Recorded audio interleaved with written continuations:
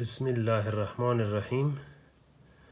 د ساینټیفیک نوټیشن نور مثالونه داسې لیکلی سو. دا عدد 511.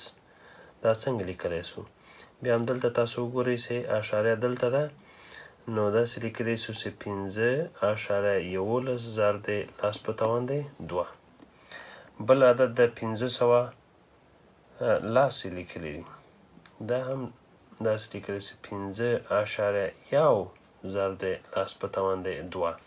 ځکه دلته هم په خپله اشاریه دلته ده، 2 خانې چپ لاس ته راغلی ده، نو ځکه دلته د صفر لیکلو ته ضرورت نشته، نو ځکه 5.1 یا 5.10 هم ویلی سو ضرب د لاس په توان دی 2. بل هغه دی چې 80,210 داسې یو عدد دی.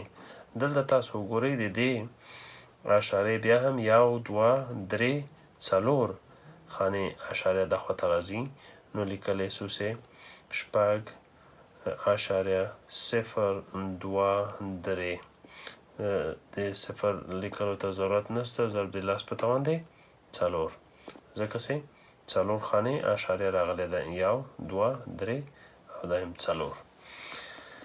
بل عدد دی لیکلی چې 8,540.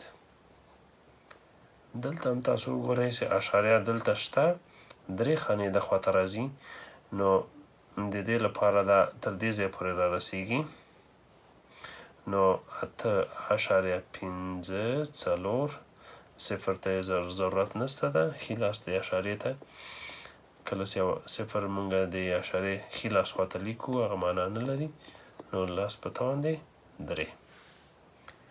بل عدد یې ورکړی دی چې تاسې دا ولیکئ 415.2 ضرب د لاس په توان دی 3.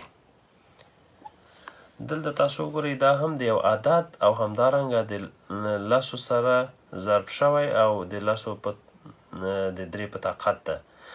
دا طریقه علمي یا ساینټیفیک نوټیشن نه ده، نو دا هم څنګه په ساینټیفیک نوټیشن باندې لیکو؟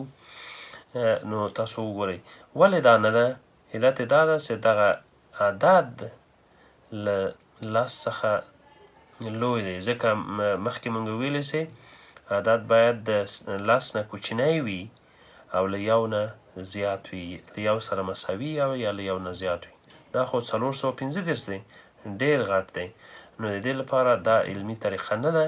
علمي طریقه داسې لیکو چې دغه اشاریه دلته وستیار موجوده ده، 1 خانه د خواته راځي، 2 خانې راځي تر څو چې دغه عدد د لسو نه کوچنی راسي، نو را بسي 3 5 او 2 ضرب د لس په توان دی 3 پخوا او 2 دلته راغلی دی، نو لس په توان دی څو 15 ځکه چې دغه لس په توان دی 2 د لس په توان دی 3 سره جمع سو چې دغه عدد ورک.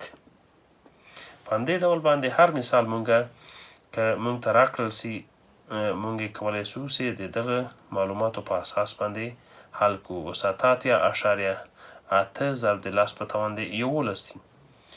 دلته تاسو وګورئ بیا هم دا ساینټیفیک نوټیشن باندې نه ده لیکل سوی، مونږ یې غواړو چې دا صحیح ولیکو، نو اشاریه د خواته باید راسي، 1 خانه راځي، نو دلته لیکلی سو چې 8.88 ضرب د لاس په توان دی 1 خانه راغلی، نو دا به 12 سي. دا یې ځواب سو. تر بیا.